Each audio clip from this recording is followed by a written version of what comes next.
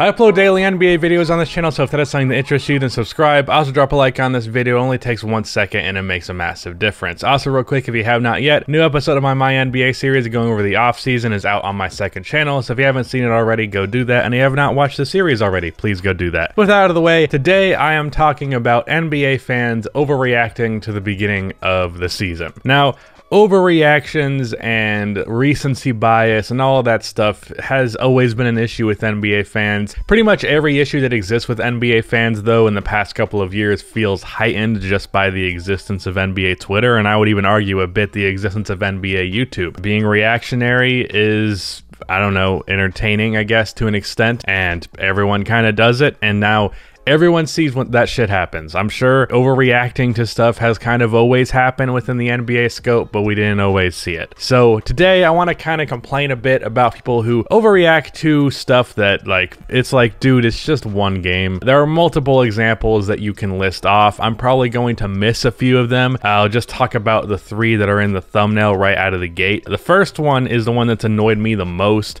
and that was people just proclaiming that Jaylen Brown is better than Jason Tatum. As soon as Jaylen plays really good to open the year and then Jason kind of struggles after like 7 games, is stupid. Like, a lot of this video is just going to be me saying that this argument that I heard was stupid and reactionary. The other one is the Steph Curry thing, the amount of people who are giving Steph Curry shit based on the first 2 games of this season was ludicrous. I believe the Warriors now have a winning record, or I think there's something close to that. Steph had a 62-point game that I haven't talked about. That was awesome. He proved that he can put up points without a star-level player on his team. I mean, he's already done that before, but he proved it again. Congratulations. I literally saw a take. I didn't see it at the time, but someone leaked me this. Someone said, Steph is closer to CJ McCollum than he is to Damian Lillard. And that was so painfully stupid. And I mean, that was obviously someone who always didn't like Steph Curry to begin with and was always low on him to begin with. But good fucking God. That was stupid. And a lot of the reactions to Steph Curry and him shooting poorly to open the year and the Warriors not looking good at all to open the year, it was way over the top. And now the Warriors seem fine. They're still not a good team, but like, Steph Curry is really good, so it doesn't really matter. After that, the Chicago Bulls one in the thumbnail. See, I put that one in the thumbnail because it was kind of something people were accusing me of. I think it was mostly sarcastic because the people who pointed this out were people I'm mutuals with on Twitter. I posted what are some bigger like overreactions to start the year, and one of them was someone screenshotted me with my video of the Bulls saying I hate being a Bulls fan after the first game for the Bulls of the year. And I said in that video when I recorded it that it was probably an overreaction. I was going to do my best to restrain myself to not overreact because I think it's important to do so.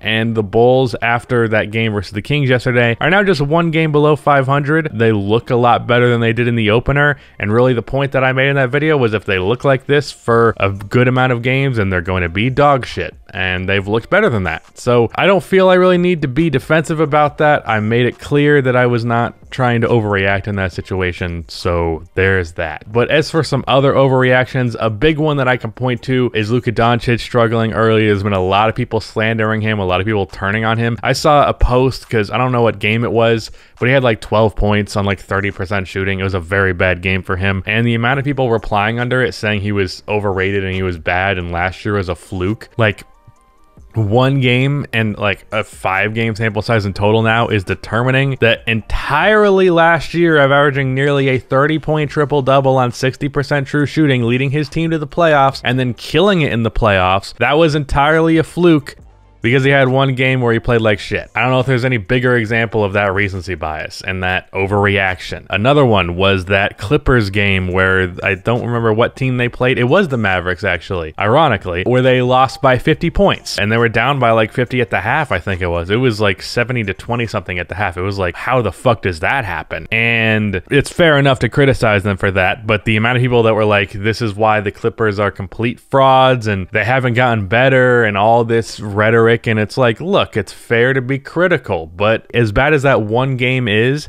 at the end of the day, it is 1 game. What matters is the overall team and the overall team of the Clippers has looked good this year. And that's with Kawhi actually kind of struggling. No one's really talked about him struggling, and that's kind of another element of this with the overreaction, is it can often be one-sided. There are players that NBA fans choose not to like, and then they just shit all over them when they have a bad game, and then they'll leave other people alone. Like Damian Lillard has played bad to open this year, and I don't believe he deserves slander, but I don't believe anyone really deserves slander based on a few games.